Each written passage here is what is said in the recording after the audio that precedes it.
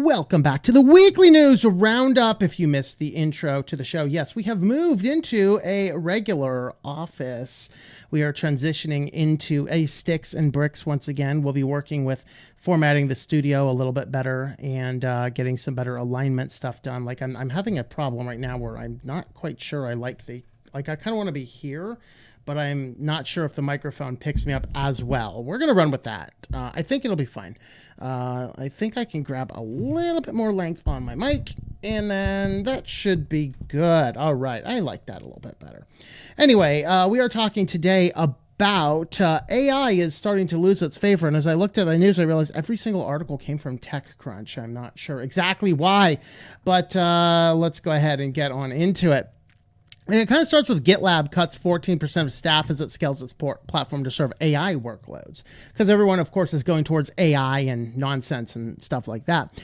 And what's interesting here, of course, if you saw, there were a couple different tech bros or gals, I guess, as well, who did graduation speeches this year. I didn't actually pull or clip any of those, but Eric Schmidt, former CEO of Google, was one of them. There was a lady, I didn't know exactly who she was, some VP of something or another, and somebody else out there as well. There were a couple people that mentioned AI in their graduation speeches to the massive boo fair of the entirety of the audience, because the students are coming out realizing that they can't find jobs much anymore. I mean, this is GitLab cutting, I think it's 350 positions, 22 countries are cutting out, which is 14% of its worldwide workforce. Why? For AI crap. And this is what is, students are getting irritated about this. Like, where do we go? And we have to think better about the long term of this future. These tech CEOs that want to lay everybody else off for all of the all the AI stuff. These tech bros are doing this. They don't realize that they're not these massive, amazing geniuses. They have great ideas, and then they got to find brilliant people to pull off their ideas. And if you've handed everything over to AI, nobody gains the experience they need to become a brilliant person. And these CEOs are going to be, a half a decade, maybe a decade down the road, they're going to look and go, there aren't any good people anymore, and nobody can do anything. And why is this? Nobody is here to carry off my amazing ideas and give me $755 bajillion. Yeah, you fired us all, you moron. That's the problem. And this is just the latest of things that's showing that type of stuff. As agentic workloads are stressing developer infrastructure is more than it was designed to handle. We have more AI infrastructure than it's designed to handle. We gotta fire a bunch of people. That doesn't make a whole lot of sense, but okay, why not, right? Staples, this is not the store. This is the, who's the CEO? Somebody over there at GitLab. So the company has partnered with an unspecified AI lab to design and rebuild its infrastructure for AI workloads, as well as to construct APIs optimized for agents to store and retrieve context, including code. Yeah, fun way of saying you're fired. But that's what's going on. And so this is starting to wear off on some people, but it turns out we have this double-edged sword is already showing up in the workforce, because in several reports, many coders now that they have been forced to work with all of this AI nonsense, now all of these coders, they refuse to work without it, but subsequent studies have found it costs more when your coders are using AI than when you just have good coders, because now it takes twice as much time, maybe 3 times as much time to go back, audit the code, make sure it works, and work out the bugs that the AI introduced that a human coder would not have done to begin with. So it turns out that utilizing AI for all of this coding work is actually causing more expense. And so, while AI is undoubtedly helping coders produce faster code, it may not be producing better code, other researchers warn. Most developers won't work even on a limited number of tasks without AI anymore. And while developers in that study reported that AI was making them more productive, they were shocked to learn it actually slowed them down. And then, of course, we get into, there's all these trends popping up all over the place. Well, there's a new trend called token maxing. Ever see that? This is where you're trying to brag to everybody about, I use 700 bajillion tokens to do this code. Oh, I use 800 bajillion tokens. Ha, ha, ha. And so now they're sitting here fighting over how much money they paid to the AI companies to slop fest their software together.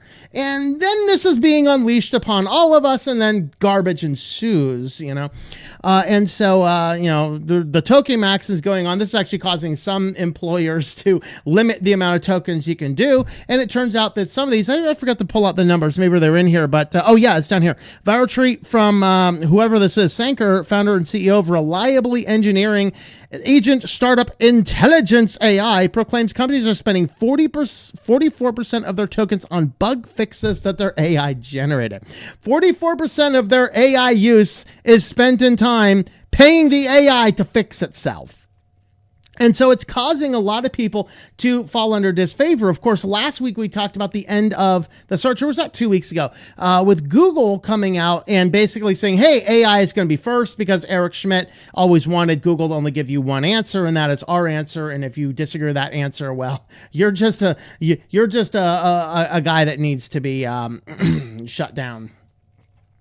So anyway, in this, I did the video about how to use No AI DuckDuckGo. So you could use noai.duckduckgo.com. I did find it very humorous. Somebody left me a comment on that video. You should have just downloaded the DuckDuckGo browser. That's only for Windows. If you've picked up the theme around here, I use Linux, and it's not available. And by the way, I probably wouldn't use that browser anyway, because DuckDuckGo, while being the best and the most private of the mainstream search engines, it does not have a flawless history. It still uses AWS for its infrastructure. That means other big tech companies could, in theory, look into what they're doing.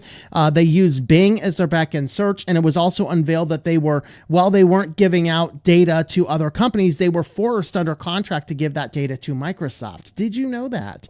Now, they have since said that they have negotiated out of that contract, so that's good. But for a long time, when DuckDuckGo's like, we are private, we don't sell your information to anybody, they were selling that information to Microsoft contractually. Or giving it anyway, contractually. And so DuckDuckGo is good, but it's not this amazing bulletproof thing that we should all be focused towards. And so with that being said, DuckDuckGo, though, the AI version, which you can implement with a plugin as well, they saw a 30% increase in the no AI version of DuckDuckGo in response to Google pushing AI everywhere, because people are fed up with AI. Users will be directed to DuckDuckGo's AI-free search page, where there are no AI-assisted answers, no chat prompts, and fewer AI images in the search results. And I did a video showing this, and it works really well. So that was good. So they noted visits to the No AI search page were up nearly 30%. And by the way, my video on that topic actually spiked as well. That was almost a month or two ago, I did that video, and that video is spiking. And so the US app installs were up 18.1% week over week. US iOS app installs peaking at 69.9% week over week growth. So since Google made its announcements, it's worth noting DuckDuckGo is not an AI company. In fact, this is what they are doing really well, is that DuckDuckGo is not a company that is anti-AI. They're a company that is AI choice. You can choose to go to a version of their service that has no AI at all. And that is an option. And that is the option all of us should have. That's why I praise what Firefox did recently, where they came out and said, hey, you don't like AI? One master toggle button. You don't see AI anywhere. It gets rid of the context menus, the sidebars, everything with potential AI is gone because of that one toggle switch. That is an amazing thing. And we have to call out the good things people do as well as the bad. And so our final story here, of course, is rocket engine startup Impulse raises $500 million to hire people, not AI. So there is a little bit of good news, particularly those graduating college this year on aerospace engineering. Well, you have some job prospects. The rest of y'all are screwed, but you got some job prospects because they're actually bringing in $500 million specifically to hire as many as 200 real living and breathing human beings. Now, it doesn't say they're going to be like American employees. They might still do the old business thing of scraping the bottom of the barrel to pay as little as possible, but you never know. If they really want their spaceships to go up there and not blow up, you do actually have to have good, knowledgeable, reasonable people to do that. So, who knows? But when it comes to solving engineering problems, in the real world, deep learning models are not quite ready for prime time. And I'm not sure they will be. In fact, I think AI is going to progressively get worse from here. I think we literally have peaked already, because now the vastest majority of what is out there for AI to train itself on the vast majority of that now itself is AI slop. And so it's going to become like six-fingered inbreeding Amish people here. I mean, that's what we're going to see. I hope if I offended you and you're Amish listening to this, you're violating your religion anyway, right? I mean, come on. What are you doing on YouTube? Yeah. But anyway, no. So AI is indeed falling out of favor, and that is something that we have to keep in mind as we move forward in this world. That this is actually potentially a good news. I think AI has probably peaked. So let me know your thoughts about all that in the comments down below. Subscribe to the channel if you've not already done so. Leave us a like and a comment down below.